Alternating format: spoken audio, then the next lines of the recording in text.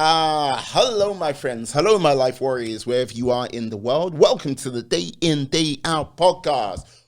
Woo! Today on episode 247, I was very lucky, privileged to have Carrie-Lynn Hotson on the podcast. She is an interview coach, leadership coach, and all-round great lady. We talked about many things about, basically people, how they should be doing their job hunting, what they should be doing, basically personal responsibility, and leadership as a whole. We basically had a good conversation, and I got to say I really enjoyed it. I look forward to talking with her in the future about other subjects and other topics indeed. But sit back, relax, enjoy the show, and here we go. Peace. Oh. Hello, my friends. Hello, my life warriors, wherever you are in the world. Welcome to the Day In, Day Out podcast. Woo! Today on episode 247, I'm very lucky to have Carrie-Lynn Hotson. I have to say it like this because, when the name, when I hear the way it's broken down, my lady is named Carrie-Lynn. So that's the automatic jump I'm making in my head. So I have to she has been in the HR game for a number of years. And yes, she doesn't look like she's been in the game for that long, but yes, 25 years. And interview coach as well as a author. How are you today, my lady? I'm very well, thank you. And I love how you say my name. Well, what can I say? It takes a great deal of mental practice on my part, but nevertheless, I'm getting there. I have to say, yes, 25 years in an industry. It's one of those things which is a rarity these days to have that sort of going on. What made you stay in this sector for 25 years? Well, I'll add a little disclaimer. So I stayed with the same organization for 25 years. The first 17 years, it was more public service. So I was serving people on the outside of the service. And then I decided that I wanted to invest my energy in the people within the organization. So I went back to school again and took human resource management and became a senior HR manager. So that was probably the last 7 to 8 years of my career. But in total, the whole thing was always coaching, mentoring, teaching, supervising. So I dealt a lot with people and I loved it. I love watching people live to their potential and helping them get there. Live to their potential. This is the thing, living to someone's potential is a hard thing to do at times. When you're on the sort of HR side of things, your previous long career beforehand, what was the sort of different perspective you picked up being in the realm of HR? I realized that every single person within your organization is an individual. And if you try to apply set rules or set procedures, we all have to have policies and procedures, obviously. But there's gray areas. Absolutely nothing is black and white because people have diversity to them, whether it's their background, their education, their family status, what they're dealing with right now. Mental issues were a big one. And I think if we just acknowledge it, every single person within their lifetime at some point is going to need a hand up. So just give it to them.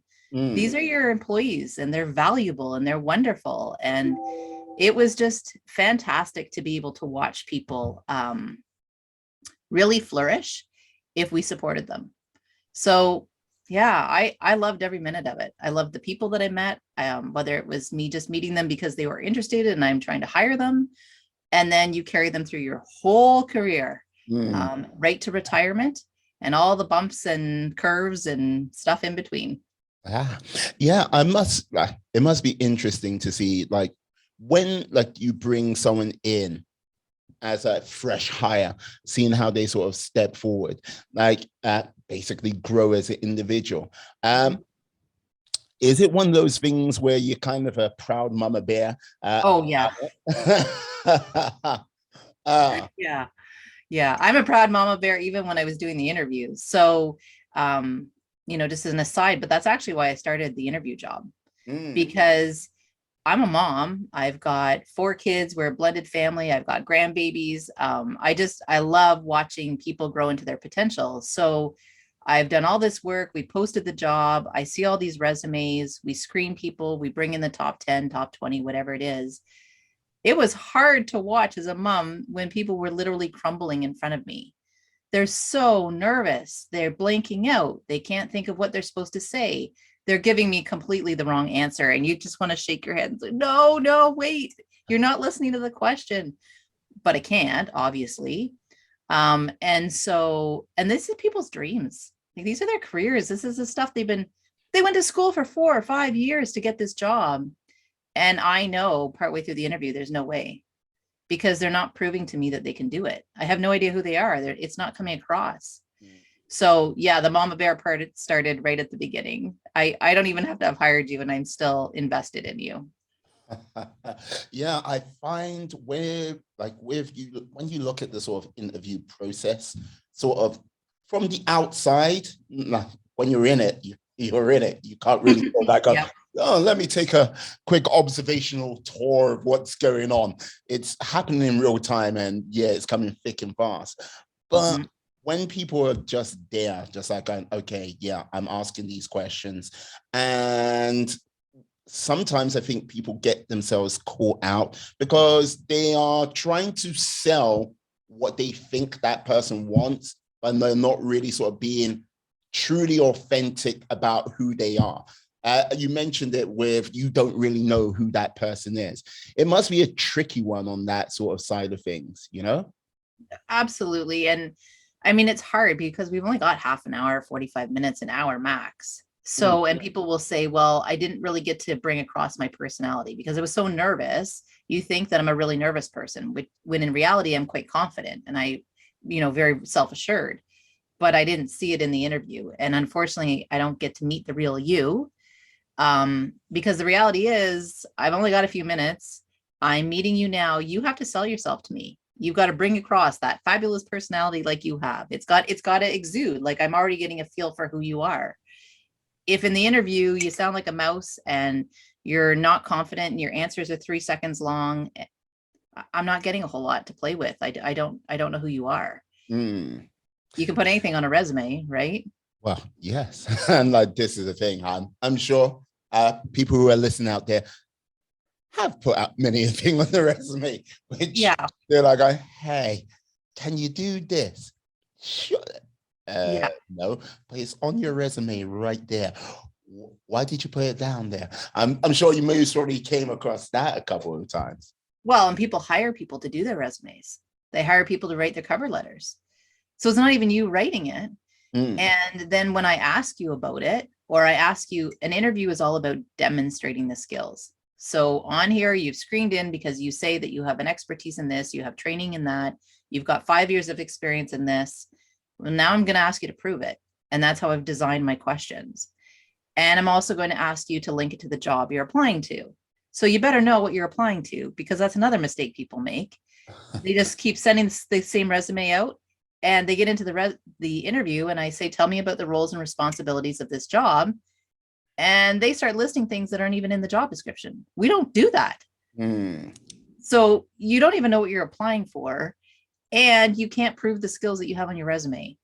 Literally within the first 2 to 3 questions, your panelist has got a pretty strong feel for whether or not you're going to rock this. It's not that you can't be nervous. Of course you're nervous. We're all nervous. But you can still bring across detail in your answers, even if you're nervous. If you're nervous, I'm going to do everything in my power to calm you down, right? To make you feel self-assured and confident, and you've got this. But I can't ask you questions that aren't written there. I can't say, okay, wait, you forgot to tell me this. No, because then I'm not being objective. Yeah, no, I hear that. And like, this is the thing. I think one of the pitfalls I think many people fall into, especially if they are doing that sort of job hunt, and depending on how urgent they need that job, if they are going into blanket job send out, and trust me, I have played that game. It's like, yeah, it's one of those things, and it's easier to do it when you're outside of it rather than inside of it, to like go, yeah, look, you want a job as like, and you might need it as quickly as possible, but you got to really make sure you know what you're doing with regards to your application, taking it step by step. And this might be it might be an actual gateway to like going on to something quite epic in like a job role. But if you're just like, yes, here's my CV, here's my CV, here's my CV, here's my CV, cover letter, which only changes the names. Or they forget to change the name and it's still addressed to the last company. That's a bad one too. Oh. Now, and think about it. So the job you're applying for requires detail. Yeah. It's got a level of risk to it, and we don't want any errors. And you hand in a resume that doesn't even apply to this job. It's got the wrong date on it, the wrong name. It's got the wrong position title, because every place has got, even though the jobs are similar, they probably changed the position title. If you can't get that detail right in your application, it's going in the garbage. I guarantee it. Organizations will throw it out. So then people are frustrated because this process is taking so long. I keep sending it out. I'm not getting any phone calls for interviews, or I do the interview and I didn't get the job again. Right, because you're not investing your time and energy in the right thing. Interviewing is something I tell people, it's a skill. Yeah. I'm going to teach you a skill. You're going to use it for the rest of your life, but you need to invest in you. You've invested so much money in this resume. Like, how much did that education cost? How much did all that experience cost? How much did that piece of paper literally cost you in money, time, and experience? A lot. And now you have to go do the interview. Well, you need to, spend some money, spend some time in learning how to do it. And I can teach you. So one of the things you talked about was, that route, just like sending everything out. Indeed. Oh, and it's so true. And I completely get it. I've had to apply for jobs. I've spent hours on those friggin' resumes and the applications, and it's frustrating. But if you do it the right way, you literally are pointing things out for that panelist before they've even met you. You've made all the links. You've taken the job description and you've linked it to what you can do, and you're selling yourself in that cover letter. Well, now I want to open the resume, and now I want to meet you. So it's worth it. But I think the thing I realized in HR is, though it seems like easy to me, like I understand what you need to do, people don't understand what they need to do. We were never taught this. Did you ever have resume writing and interview practice in school? No, these are some of the things, well, that can take me down a whole rabbit hole of a lot of things that school doesn't teach you. Fair enough. Basically, Fair enough. Like interview techniques, finding the job, basically financial literacy. I don't know how it is in Canada, but I don't think it's really a thing. And in any country I've actually spoken to people, it's just like, they're conditioning you to get a job, but they're not actually conditioning you to like know what to do with your finances, or basically how to get that job, or where that career should lead you. It's like, And I think that's really important. I was just talking to another young lady last week about a lot of courses that people are taking. College and university, they're a market. I mean, that's what they're doing. They're marketing to students, and they know which courses are kind of like the hot topics right now. So you need to realize there are probably 2,000, 3,000, 10,000 people graduating each year from that same program. So it's a flooded market. All of those resumes coming in are going to look quite similar to me. You've all got the same education, the same basic experience. So how are you going to differentiate yourself?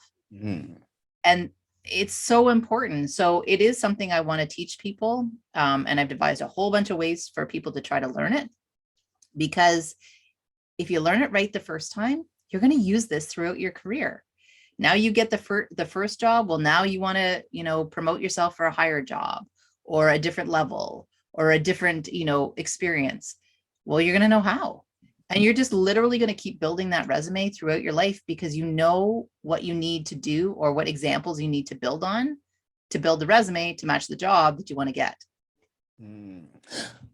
I hear that. Now, this is the thing, like building the resume, like, okay, you may have, like, people may have been working in a sort of different sector for a number of years and say they want to transfer to a new sector. Like, what would you say to someone like bridging that gap? You touched on some things just now, but what would you say to that person? You want to go from here to here? What would you say to them? I would say start ahead. So, a year, 6 months minimum. Start pulling job descriptions for jobs that you think you'd be interested in. What is the field about? What do they expect? What do they need? And then what I teach people is on my website, I've actually got a PDF people can download, and I'm literally getting you to cross-reference. What do I have? What do I need? How am I going to get it? What are my examples? And literally start very systematically figuring it out. So I can give you a really real example. My first career was in policing. So I'm going to convince senior management that I can go from a policing career to the head, like top head of HR. Like maybe there's some similarities, but I probably don't have you convinced right away. So I literally sat for a month with that job description, with every policy and procedure, with every example that I had, and I created links for them. It's not their job to create the links, it's my job.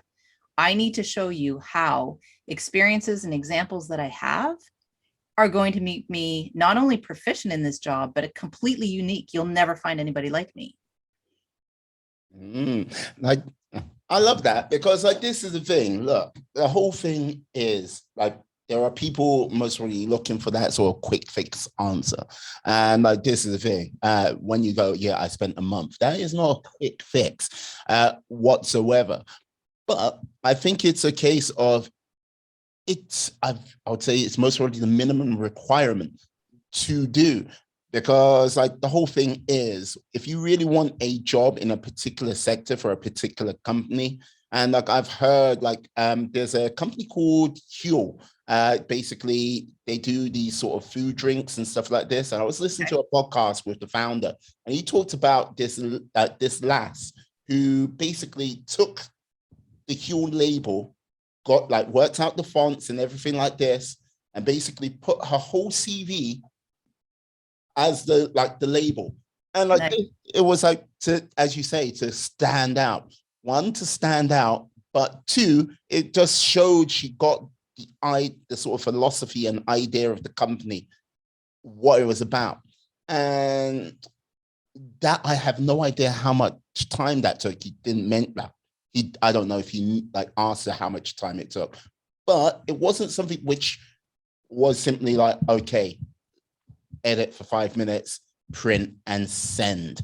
You know what I mean? And to go, like, it took you a month to like go, these are the key points and this is how it matches with my job, like my previous job, like patrolling the streets as a like police officer, which it's kind of like chalk and cheese, to say the least. And I don't know if I would say the vast majority of people, a month. No. Well, and that was because I knew how to do interviews. So if I need to first learn how to do interviews, what the process is, then I need to invest time in that. So one of the things I tell people is when I get candidates, so I work one-on-one with candidates who are going for interviews, I coach them. And the first thing I do is ask, so why do you want this job? What interests you? What is it about this that excites you? Why does it fit with who you are as a person or where you want to get in life? Ask yourself those questions. And if you can answer them and they're genuine and it's not just, I just want the money, there's a real reason I want this job, well, then invest in yourself. This is all about you. So if you want it, take the time to get it. Yeah, you deserve it. And the other piece that if you do this type of work, your example is great, of the female that does that, matches it to the logo, because what she's also doing is proving other soft skills. She's proving that she's incredibly innovative. She is very creative. She thinks outside the box. So even though they didn't maybe ask questions about it, she proved it. If I spend a month or 6 months on my interview skills and getting ready, and I go and I take courses because I didn't have certain things that I realized I'm not very good at Excel, which is true. I'm terrible. And if I need that in a job, and it says right in there that I have to have a higher than proficiency level, well, then I'm going to go take a course and I'm going to learn how to do it. And I'm going to mention that in my interview, because now I just proved to you I'm a self-starter. I'm a learner. I'm willing to take my own feedback. In this case, you're not very good at this. You need to go and learn it, and I'll act on it. Wonder if I'm the kind of employee you want to hire, right? Like there's things that you can do and explain about yourself that you make me very interesting. It's not just that you've got skills and experience. I'm seeing all those qualities about who you are as a person and your drive that I want to see in employees. Yeah, I think that's sort of driving employees. And I think there's another example which comes to mind. There was this sales coach. Don't ask me, I can't remember the name of the podcast, but he goes, yeah, I go into organizations and I tell the actual people who do sales, this is why they're in, the course will cost this much money. And it's up to you to pay the course. It's not your employers. And it's kind of like, huh? When I heard that, my reaction was, huh? But when he explained, it was a case of, yeah, but it's a case of, I think it was like a £500 investment. It's a £500 investment. And the skills you'll pick up from this will lead to more money at the end of the day for the person. But it's like that sort of like, okay, when are you going to be proactive rather than passive when it comes to like not even investing in yourself, but just believing in yourself? And I think that's many of people's problem when it comes to sort of the job market. It's like, yeah, do you believe in yourself? If so, be prepared to invest in yourself and see how far you go. And like, look,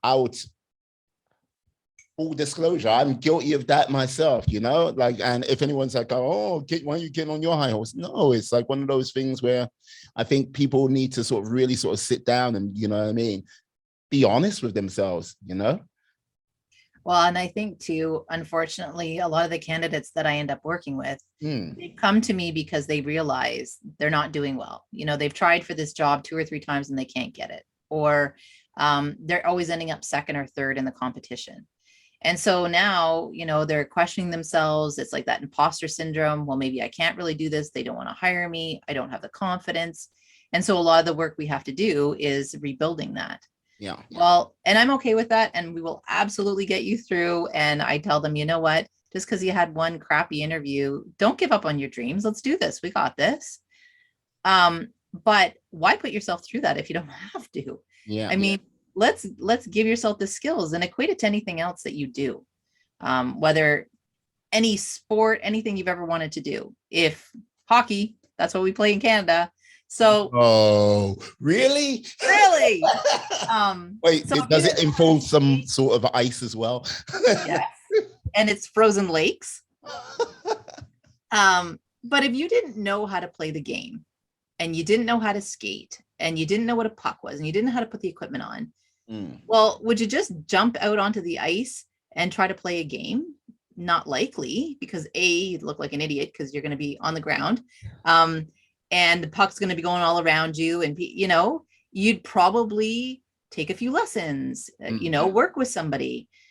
So we do it in certain aspects, but then we think somehow just because we took the education and we have some experience, we'll be able to rock the interview. And no, it's a skill, just like every other skill. And it's okay if you don't really understand it. I'm here to teach it to you. Yeah. That's what I want to do. Yeah. And I think, you know what, with regards to the skill you are teaching with regards to interviews, let's like not to be like forebear of doom and gloom, but the next 6 months, I think the next year, it's going to get really tough out there because look, we've gone through a real healthy time when like the global jobs market where pretty much you could walk in to a number of organizations and they're like, yeah, we need someone, here we go. Doesn't matter.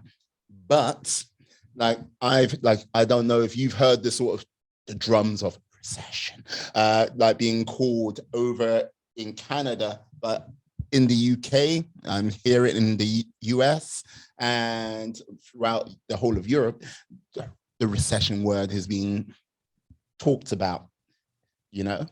Yeah, no, for sure. I mean, our country spent, billions of dollars on the pandemic. So we're all going to be, if that was our household income, I mean, we'd all be short, right? I mean, we just don't have the money anymore. The other piece that goes with the Great Recession that I think people need to recognize is that employers have been burned quite a few times. Yes, they didn't have employees because a lot of people had left. And so they were very quickly trying to hire. And the reality is people were coming in through the door, getting the jobs that probably didn't have the skills, didn't have the experience, just thought, hey, I can do this. I'm going to give this a try. And now employers are realizing that this was not a very good return on investment. Our productivity is not where it needs to be. So we're going to be a little more selective in our next set of interviews. We have to. We can't afford this. It's too much of a risk. If you say you can supervise and you didn't do a very good job supervising our team, well, now our team didn't function well and we lost money, we lost revenue, we lost customers, we lost stakeholders. They're very real implications for employers. So I think what is also going to happen is that employers are going to have to go back to really getting you to prove your skills. And I think it's important too that people understand that interviews have a lot of different components. So if you're applying for a data analytics job or something in the tech industry, it's quite realistic that I'm not going to just ask you to explain what you can do. I'm going to make you demonstrate it. I'm going to give you tests. I'm going to give you a lot of data and say, here, put this into a report for me. Show me how you do it. Here's the software you said you know how to use. Well, go ahead and do it. If you have to do presentations in this job, you have to do a lot of customer service or work with our upper stakeholders. Well, here's a topic. Please put together a presentation and have it ready in 48 hours to deliver to the panel. I'm finding that a lot with candidates, like they're kind of surprised there's these new elements. It's not what they were expecting. And then it's utter panic because I have a presentation due in like 48 hours and it's on like their strategic plan. What's that? I didn't even read it. I saw it in the job description, but I don't know anything about it. I'm thinking, well, okay. I mean, and I'm not a wizard. I can only we've only got 48 hours. Alakazam skill set. There you go. Right. And to the same point, I'm very ethical and I come from an HR background. I am not going to make you a presentation that doesn't represent you. I'm not making you the presentation at all. I will help you with the concepts that need to go into it. You're going to need to practice it. You're going to need to develop it. So I think this is something that people really need to start to wrap their minds around, that employers are going to be pickier and they're likely to add in extra elements and you better be ready for them. And you're not going to get a lot of time because they need the employees now. Very true. Very true. This is the thing. Like we have been talking about the sort of responsibilities from like the employee side of things, and like this is the thing. And like people are like, yeah, but what about the employers and stuff like this? They need to do their fair share as well. And I think it's true because there are certain aspects of the world which have changed, and I think certain aspects where people are like, this is going to be here forever now. I don't think so, because if that recession comes, like it might snap back to being like 2019 in no time at all. Yeah. Yeah. No, I think you're right. And I think when it comes to employers, I mean, if there's anything we've learned is that through the pandemic, through the Great Resignation, people want to feel empowered. They want to feel engaged. They want to feel you hired me because I told you I have all of these skills and all of this experience. It's why you hired me. Well, now let me use them. Don't just tell me what to do. Involve me in the conversations. Let me do some of the problem solve me. Put me on those different teams. Don't just keep coming and telling us what to do. And that is, very powerful. It's definitely what employees are saying. I've written a second book that's coming out this summer, and it was based on my job interviewing and my HR experience. What are people telling me? What have I observed? What mistakes have I made? And what do I think we need to learn as leaders? And so it's called Knowing Who You Lead. And it's the piece that as employers, right back to the beginning of what I said, that every single employee we have is an individual. Every single one has their own interests and needs, and we need to acknowledge those and celebrate them. And if we do that, our organizations are going to flourish. So we're going into a recession. Well, now's the time to do it, because that means that your company needs to be even more competitive. It needs to be more innovative. It needs to think outside the box. What else can we do? How are we going to stay alive during this? Well, guess what? You've got some fantastic assets working for you, some great employees. You need to leverage them, but we need to learn how to do it. So right back to the way how I say people need to learn how to interview, people need to learn how to lead. And so I'll give you a little aside.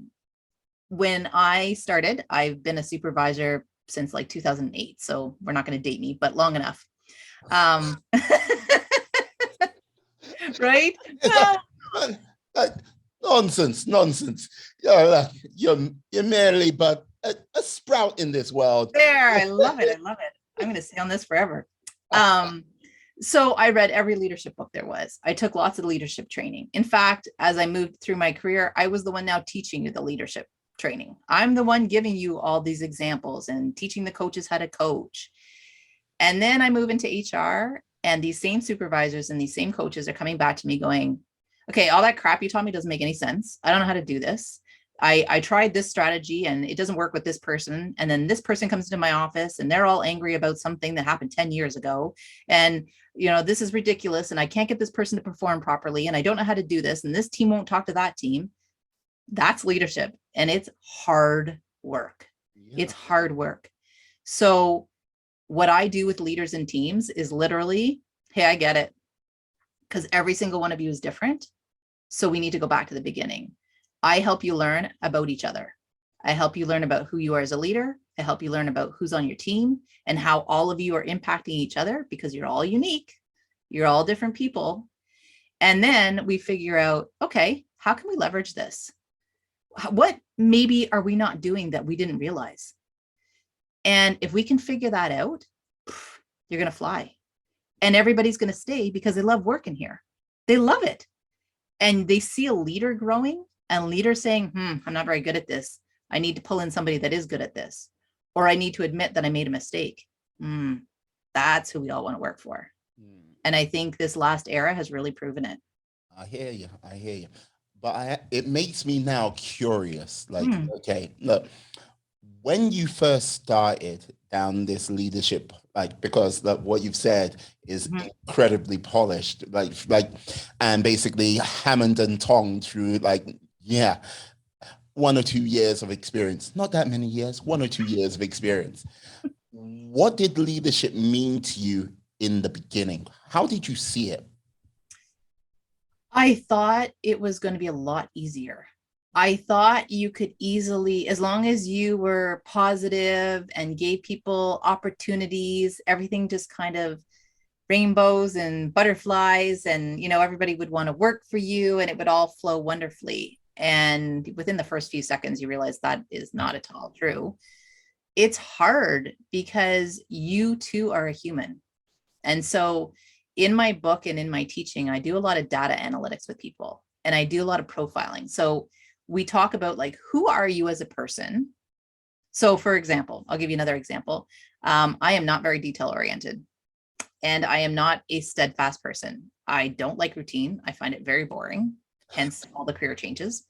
I like to be very innovative. I'm very visionary.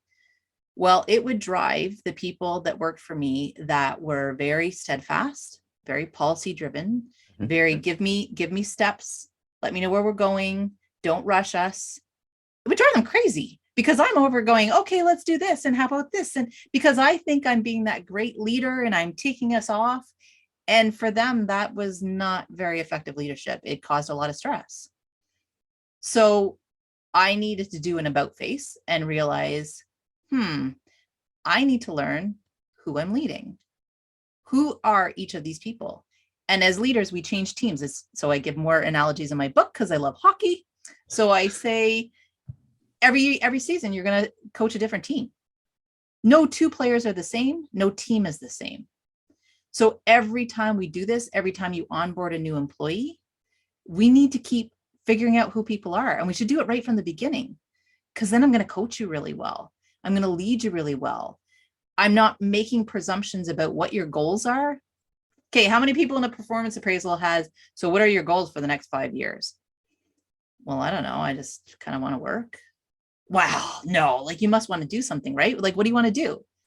No, I'm good. I just want to come to work and go home. Wow, no, like, don't you want to take a course? Nope, right? Because the leader is presuming what your goals should be based on their own goals. Well, that's not me.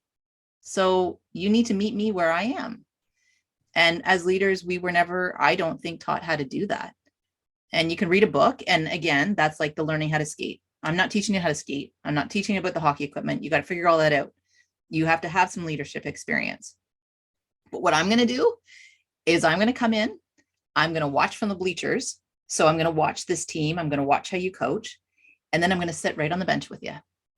And we're going to watch this team, and we're going to figure out why that defensive line is not working well, or why that team just threw you a puck that you were not expecting. And let's figure out what we can do with it. How can we leverage the team that we've got here? Because we've got an excellent team. We just got to figure out what to do with them. And I bet you they know. Bet you they got ideas. So let's hear them. But how do you ask? So it's fun. I love it. It's like, I love it. Can you tell I have a degree in psychology? I love people. I love, like, let's figure out behind it. I'm not guarded at all with that knowledge. No. No, but like, this is the thing with like, it's one of these observations which has taken me a little bit of time to sort of get to it. But like, yeah, leadership is just, for me, it's so much about, the most of it is awareness of oneself. And basically, as you say, the team around you, knowing the people, as you said, around you, but like knowing thyself, it comes down to it so much more. Because and I've said this a lot, people know about themselves about 40% more times than not. If they know more than that, if they go, I know 100% of who I am, they've seen some dark stuff. I mean, you just like, okay, no worries, gonna keep an eye on you over there. But yeah, but it's like, okay, carry on. But the more someone knows themselves and knows the people around them, the more effective I think they can be in that sort of leadership like role. Because yes, when you got a green leader just fresh into the whole like situation, it's like, okay, yeah, I'm gonna, like, as you were, sunshine and rainbows and all good lollipops, that can come in hard. And those sort of challenges, and knowing how to deal with that pressure on the day to day. Because one of the things people don't ever mention, leadership is often a very lonely place to be. And when you have to be that strength, that light, so many things to so many people, and you turn and go, how am I meant to deal with this? Or how did you manage to deal with it? Well, I think that's a really good point. I had mentors, and that's kind of the role I want to play for people. And I think now that I'm not in an organization, now I realize now I can do it, because When you're in an organization, if you're a leader, you can't go and talk about, issues you're having necessarily with other leaders in the organization. One, because there's trust issues, or you might feel vulnerable, or you might feel judged, or even more importantly, you just shouldn't be gossiping about people within your organization to other people. But you're struggling and you don't know who to turn to for help. And what we typically do for leaders is we say, oh, here's a book, or take this course, which is great. And I mean, I've read hundreds of leadership books and I've cited a ton of them in my book because there is such a wealth of information out there. But what I want to try to do is help people actually apply the strategies the same way I do in interviewing. Like, you've learned the theory behind it, but let me teach you how. Let me coach you right here. I'm not going to leave you. I'm going to sit on the bench with you. So when we have a play that you don't know how to deal with, we're going to figure it out. And I think that's what leaders need. I think leadership is extremely lonely. You're trying to, not only are you leading, I mean, I don't think there's a leader out there who doesn't also have a job to do. We've got stuff we have to get done. We've got policies and procedures and strategic goals and all this stuff we've got to do on a very high level. And at the same time, you're trying to deal with the employee who keeps coming into your office in tears because they're not happy and things are happening either at home or with other employees. And so, like, you're going from here to here to here to here and you're exhausted. So I just want to make it easier. And I know I can. I can help you make it easier. I'm going to help you with all that great knowledge you have, everything you know about yourself, all the strengths you have. Let's just leverage them. And I think if you use someone from the outside, you can be vulnerable. You can admit where maybe you're not as strong or what you're struggling with. And I think that's really important for leaders. Your self-health is very important. Mental health is extremely important. And I have a saying that you can't fill somebody else's cup if yours is empty. So if as a leader, you keep giving and giving and giving and giving, but nobody's filling your cup, well, you got nothing left to give. You're burnt out. So many leaders are burnt out. So I want to help people not have to experience that. And yeah, let's just work together and do this. Huh. I like and that. then I'm going to, coach people for interviewing, and I'm going to get you some more fantastic employees. It's like a circle of job interviews. It's a circle of employment. Let's say. Yeah. Yeah. Because one of the things which has been the interesting wrinkle about the last 2 years, and as we move from as we're kind of in this weird world of limbo of we're in a pandemic, but we're not in a pandemic. Mm-hmm. Being able to be an effective leader where it might be remote, mm-hmm. out of the office, people all over the place. What would you say to people now how can you be a leader to motivate a team which is not seeing each other on a sort of regular basis anymore? Well, and in fact, you may not have even met some of your employees in person. We've been 2 years. Yeah. You've hired people you've never even met them, and your team has never met. So it's really, again, fascinating. I find the interactions between people. So, you're on Zoom. If people get angry, all of a sudden their camera doesn't work or their audio doesn't work, right? And they can tap out. Well, you can't do that in a real meeting. You can try, but it's a lot harder. So I find virtually it's kind of allowed people to stop interacting in very real ways. You just shoot a rude email or you send a text or you make demands that in person you would never do because the person's going to reciprocate, right? But as a leader, where it's caused some struggles is you don't know. If two people in the office are not getting along well, you can kind of pick up on the vibes. This one's ignoring that one won't talk to this one. But if that's been happening virtually, you don't even know. You don't know. You haven't been involved in the chain of emails going back and forth, and people getting a little heated. You haven't been in some of these virtual meetings because it's little sidebar team groups. So part of what I talk to leaders about is the fact that, again, we need to know our employees, but in order to get to know people, they have to trust you. I'm not going to tell you things. So for my book, I actually did an employee survey and I got people to give me, and they were from all different industries, and gave me input on things. And one of the questions I asked is, what would you like to have told a leader, but you didn't? It's fascinating. What do you think? What do you think people might say? Well, it depends if it's anonymous or like, yeah. Yeah, completely anonymous. They don't know. Well, that's a list right there. From the polite to the also colorful, let's just say. Yeah, but it's one of those things where I think when it comes to sort of not so much confidence to say something, but like feel empowered more so to be able to say these things, depending on the type of leader you have, you might be able to approach that person, or it might feel very authoritarian and approaching or saying anything, especially if you're in an office setting where it might come across weak. Depending on the organization, might not go down as well as you want it to. Right. Shame, yeah, vulnerability, embarrassment, showing weakness. Those are all key things that people don't necessarily want to do. But think of it from a leadership perspective. If people are feeling this way and you don't know, if they haven't told you, if they're not telling you how scared they are to speak up in that meeting, or that they're feeling overpowered by this other person, or that they're triggered by certain things that are happening in the office or certain comments that are being made. If you don't know that, your team is not going to have the synergy it needs to have. You've got to get to know it. So you need to start by yourself. You need to start with, this is who I am, be vulnerable, and explain it to your employees.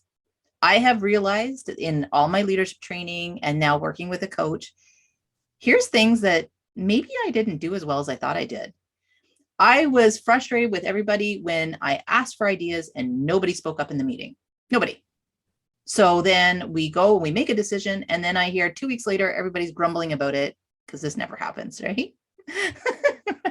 every single leader right there is going, oh yeah, I know that example. That just happened last week. So as a leader, you're frustrated. You're thinking, I don't know what's the matter with you guys. Like you said, you want to be engaged and nobody gets engaged, and I've had it. Okay.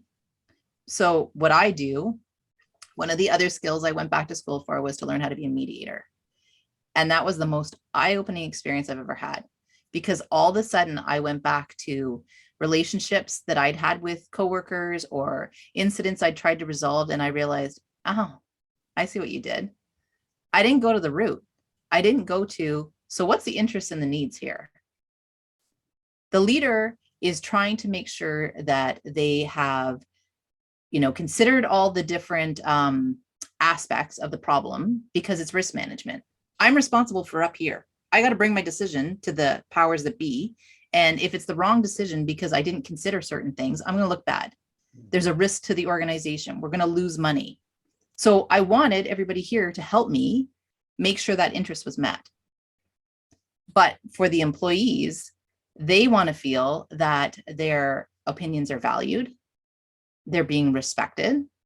So if in the meeting you ask me my opinion and the one person who always overpowers the meeting talks up and says their piece, and like maybe my idea didn't go with their idea, I'm not saying anything, because I don't feel respected in this meeting. I don't feel heard. You didn't do anything as a leader to make me feel safe. You didn't show me you value my ideas. You didn't give me another way to give it to them, because I hate speaking in public. So couldn't I just send it to you in an email? You didn't even offer me that option. Well, then don't blame me for not getting all the ideas and now you look bad. This is on you, because you're the leader. So leaders, hearing this might be going, oh, for crying out loud, like she wants me to do more. She wants me to find out everybody and how they want it, and you have to do this for each person. This is ridiculous. But it isn't, because the end result is going to be 100-fold better, and you're going to retain your employees. You're going to engage your employees. Your ideas are going to be better. Your end result is going to be better, and your employees are going to market your organization to other potential candidates and say, man, this is the place to go. This leader is fantastic. You know what? They're not perfect, but when they make a mistake, they tell us. and they come back and they check and they get feedback and they actually act on it. Come work with us. Right? It's worth it. It's absolutely worth it. But you got to be willing to invest in yourself, just like that marketer you said. You know, will your organization pay for your leadership training? Maybe. But often organizations will only pay for it for the executive teams. So your mid-level managers who are actually trying to deal with all the teams and all the real issues, they don't get it. They get sent on a course with 50 other people. What you really need is that coach on the bench with you. So you might have to pay for the coach on the bench. But if it makes your job easier, if it makes your team more productive, maybe that means a promotion for you. Maybe that means a bonus for you. Maybe it means not spending hours and hours of no sleep because you've got all these ideas running through your head. Why didn't that work? Why won't this person help? Why can't these two teams get along? It's worth it. So you need to invest in it. Yeah, I think when you say you need to invest in it, I think people get caught up in the sort of emotional side of that money they have to pay out. And sometimes with that emotional investment, it's like, why doesn't my company do this? And why shouldn't I do that? But it's one of those things where if you're adding, say 2 to 5% on your skill set, it can tip the balance in a greater way. And I think it's one of those things where people do need to work on that, because there is something I have to push back slightly on that, because when you go, yes, come work for our organization, depending what company it can be, if it's a sort of mom and pop organization where it's like one team, yeah, great. If you're talking about an organization the size of Google, now the team you work for might have those tenets and that philosophy down, but other teams will not necessarily have that. So it's like one of those things where if you walk into them expecting what your friend's been telling you, and you walk into a team which you're like going, oh my God, what apocalyptic nightmare I've walked into. Yeah, you've got to be it's like trying to find those traits, what they said it is, does that exist in that part of the organization they might go forward in? It's one of those things where that person's putting the time and effort to learn it, but not everyone in the organization does, 100%. And you can't change everyone. You can only really invest in yourself. But I do believe in transformational leadership. And I believe in the fact that it doesn't have to be the leader who's making some of those transformations. So if you're the new employee and you've come from a really innovative team who has great synergy, and then you get transferred to another one who, clearly they have not dealt with issues because nobody will talk to anybody and everybody hides their work and won't share. Well, you can be that transformational leader. You can go, whether it's back to your old boss and explain, can you talk? Sometimes you have to leverage that. Can you go and talk to my new boss? Because that's not my role. I don't want to, break the organizational chart, but maybe you could talk to them about some of the stuff that we used. Or I really think that to get to the root of stuff, maybe we need to use a mediator, because they're already dealing with 10,000 grievances anyway, and people not showing up from work and booking off sick and mad, and right, you're already in it. And I guarantee that leader's getting in trouble from above because their team's not working well. So if you can spin it that, hey, I can help you. We can make this better for you as a leader. I've got some ideas. I'm not saying you're not doing it well. You're doing the best that you can. But I think I know maybe how we could work this. You'd be surprised, because the leader doesn't want to be vulnerable and shamed either. They want a team that's working well. And the people on the team want to work well. Nobody likes working in stress. Nobody. So, and I'm okay with that. I don't care if when I come in, everybody's got their arms crossed and, oh, this is a bunch of crap and blah, blah, blah. Hey, no problem. No problem. This doesn't scare me, because I know I can help you. And I literally have started with people with their arms crossed. And by the end of it, I have them laughing because they realize that exactly what I'm saying. They're like, okay, so maybe that was me in the meeting last week. Yeah. Yeah, I definitely did that. And then we move to understanding. Okay, now you did it. Do you know how that impacted the other person? Do you know how that triggered them or why? And then I have exercises to see, to get people to open up. They don't have to, and we can do it anonymously, or we can do it where people are willing to share. And profound, absolutely profound. It's amazing when someone tells you, you know, the fact that you keep using that word in the office, it completely triggers me. And so I shut down and I go back into my mind, and I've had coworkers say, I had no idea. I am so sorry. I will never use that word again. And then the rest of the team will hold them accountable. Yeah, you better not. Because A, we're going to call you out. And now, so what have we done? We just empowered the team. We just created trust. And it's like a little thing. But you start to do that on your team, people get invested in each other. People understand each other. They don't take things as personal. And yeah, you're going to have fun. You're going to have fun as a team. You're going to have fun as a leader. So if you've experienced it somewhere else, well, introduce it to this team. It's going to be a good thing. It's not bad. There's no bad. No, and like, this is the thing, like, because while we're having this conversation, or like the sort of key tenets which keep coming out to me again and again and again, it's, yeah, invest in yourself, believe in yourself, and take personal responsibility to make things better, rather than sort of sit back passively. Take that sort of responsibility. And I think with regards to so many people, they just ignore this on so many levels. And it's like, you go, right, okay, believe in yourself. It's like, okay, yeah. Sometimes it's a very hard thing to do, because like, yeah, you might have the voices which play around in everyone's head about, yes, that voice of doubt which sings out loudly when you don't want it to. Or you might have people around you who are not the best people for that sort of like, okay, belief process to begin with. But putting that aside, if you do get to that thing, but to go, right, yeah, if you believe in yourself, then like, yeah, invest in yourself.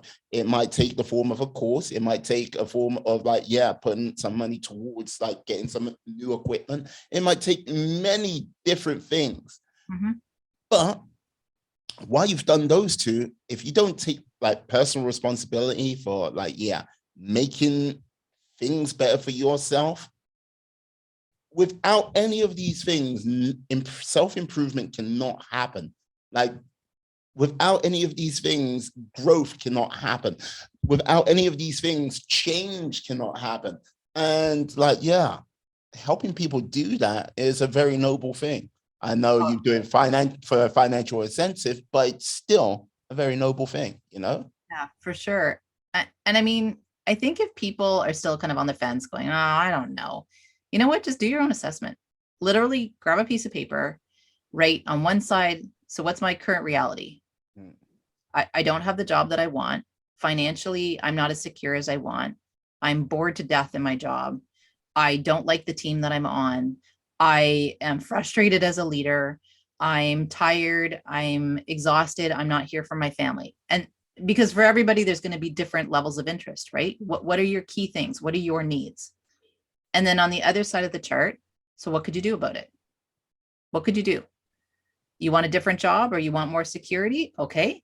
Well, then what are those jobs? Pull out those job descriptions. What do we need to do? What skills do we need to get? What training do we need to get? And how are we going to sell ourselves and make all the links so that we can rock that interview? If I'm on a team where there's not great synergy, okay, what do you need to do?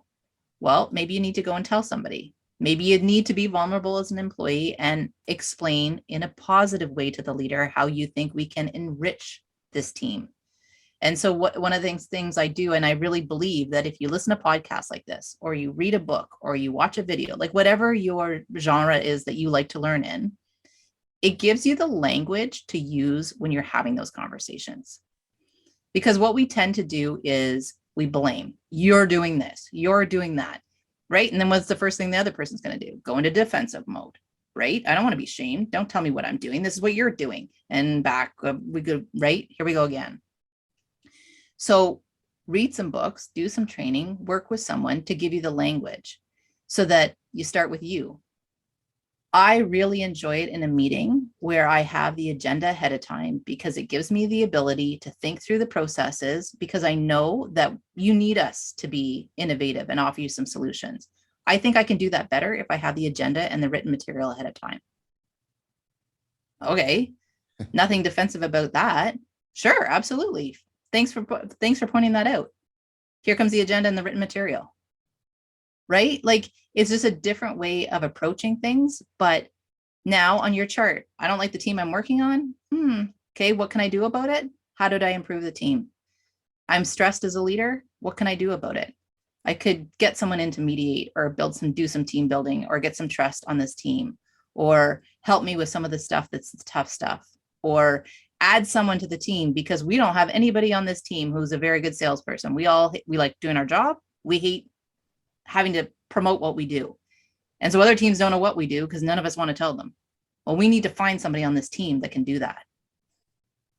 I think that's a very actionable way for people to do that growth and give them direction, because a lot of times you just feel like, I don't know what to do. Like, I'm stuck around and around and around I go, and I don't know what to do. Well, make yourself a map. What do you want to do? Where do you want to get?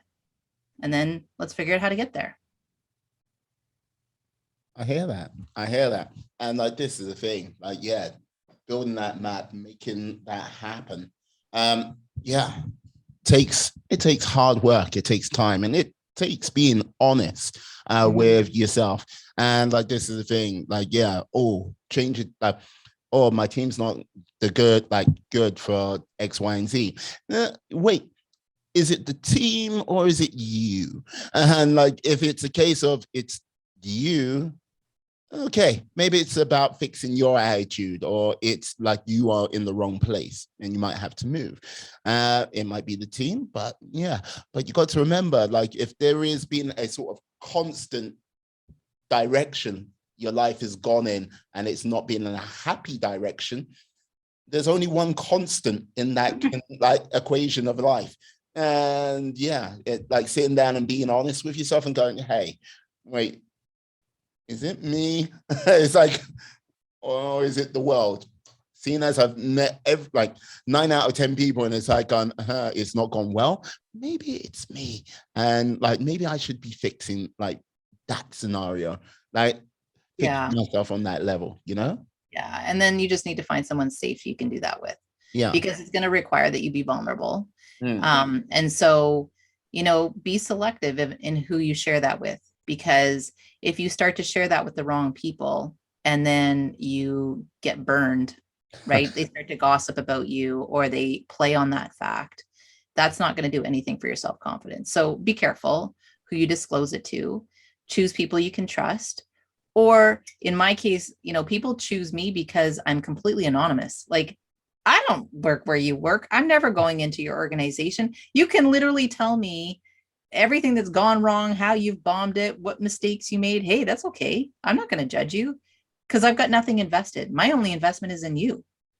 So I think if you find coaches or someone that you can disclose to, that will make you feel better, because it's not about shaming. It's not about pointing out everything you did wrong. It's just, how can I grow? What do I need to be cautious of?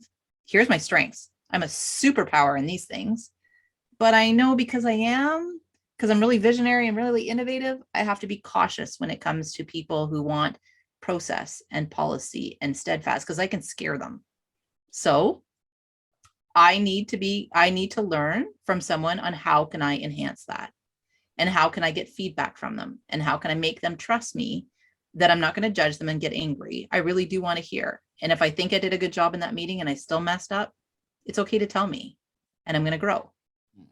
So it does take work, but it's completely worth it. You are worth it. You're worth it. Invest in yourself, get some help in whatever areas you feel like you need some strength building, and you can do this for your organization, for your team, for yourself, for your future, for your family. Do it. Indeed, very true. But I am curious, like, because, like, yes, everything you said is great, it's fine and good, and like, yeah. So, what made you decide to like invest the time and the effort into bringing the book into the world? Well, Yeah. two books. So this book, I mean, it's 25 years of experience, but it was over a year of writing.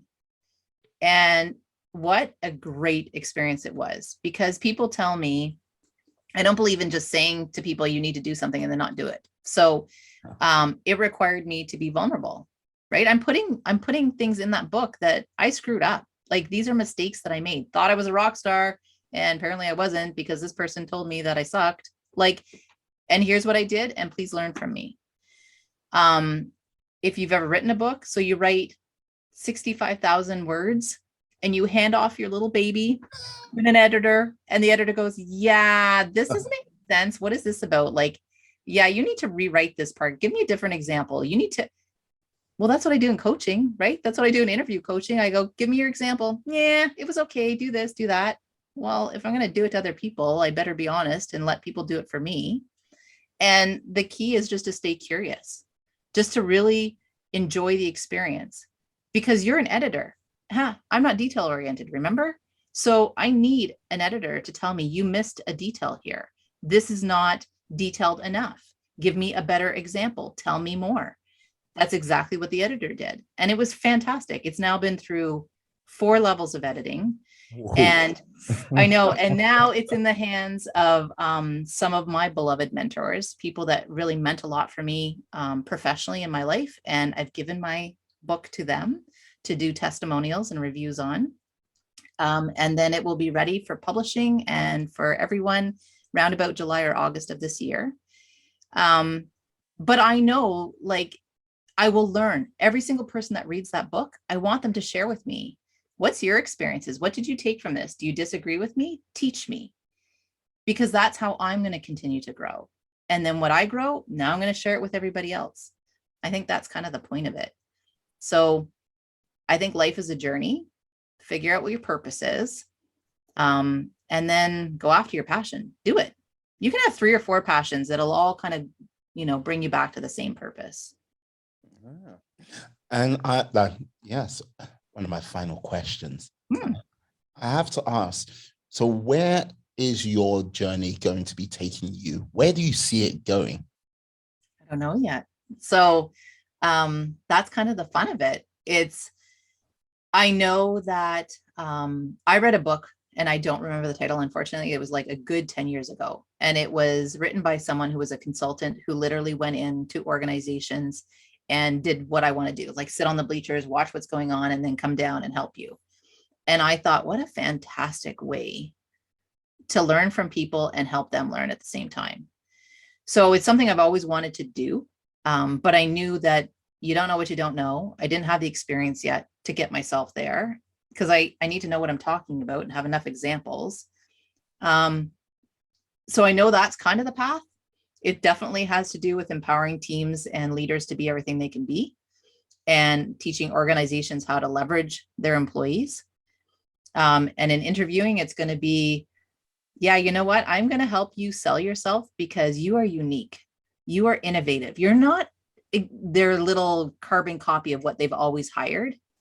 And they definitely need you. They absolutely need you. So let's show them.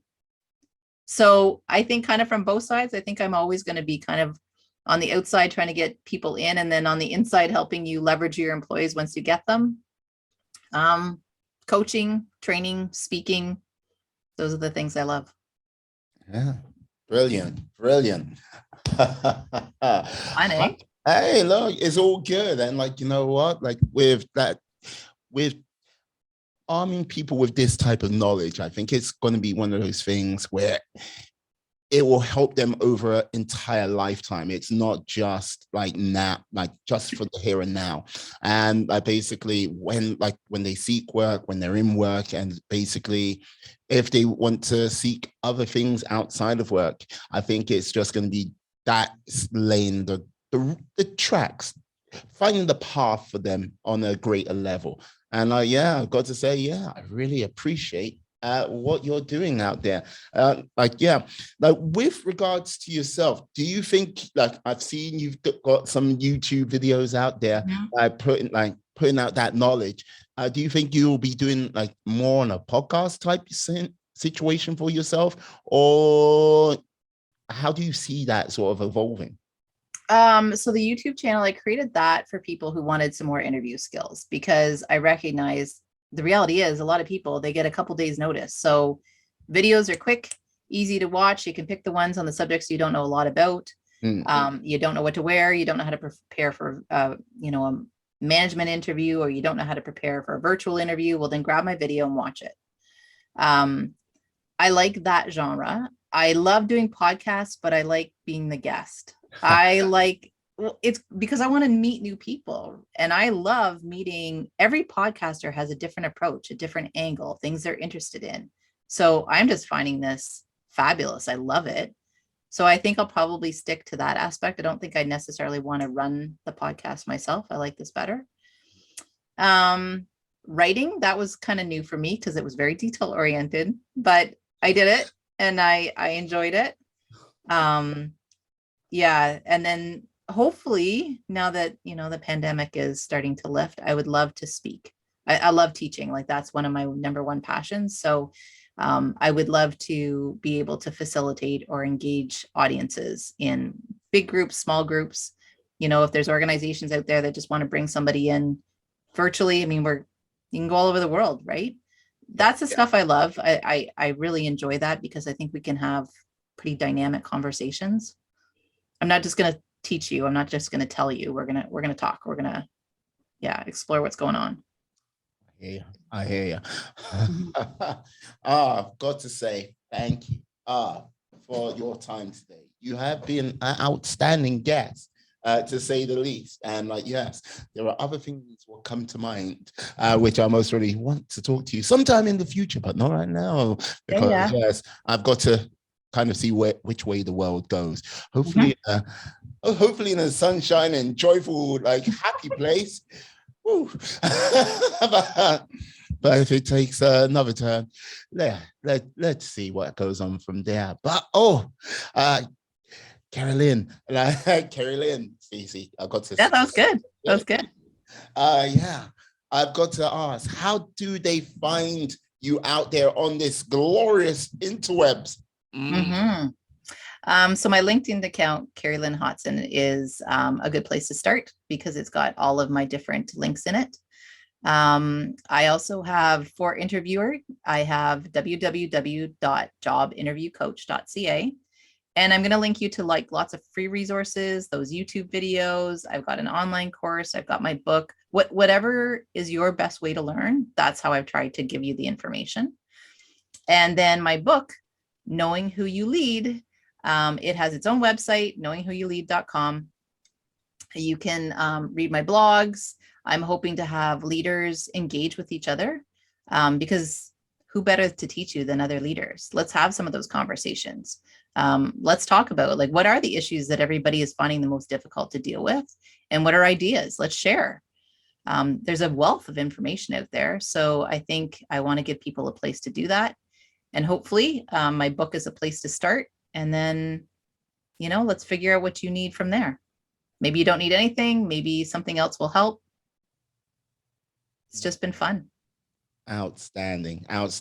Yes, go out, get in contact with this lovely lady, and let's see how far you can go. Carrie-Lynn, I got to say, yes, thank you once again for coming on. You have been a superstar, a brilliant guest. Hey, thanks so much. This was fun. Oh, brilliant. You see, this is fun. And I'd like to say thank you to you, my friends, my life warriors, for sticking with us to the end of the show. Please stay safe, stay well, be awesome, be excellent, be fantastic. Be all the positive bees you can be in this world, and then some. Have a great day, guys. Yes. Peace. And we are